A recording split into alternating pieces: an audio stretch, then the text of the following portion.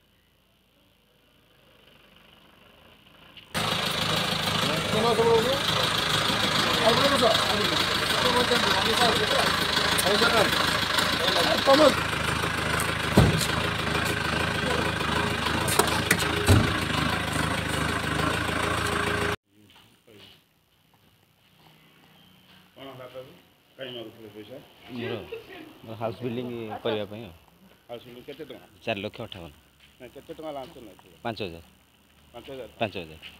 मतलब खराब व्यवहार भी कर कोन हमको दोछि कहते माने किसी आंटी सोशल को लगे मत मर्डर करने भी माने ये कर आंटी सोशल को लगे मर्डर करने धमक भी मत से स्कूल रा अन्य स्टाफ अच्छा से मु पर मुहूर्त में आपन प्रकाश केते टका मागिथले 5,000 आज केतल नै से 6:30 7 भितर हाउसिंग बिल्डिंग लोन को मना करथले ना मोर आसला अप्रूवल है कि मत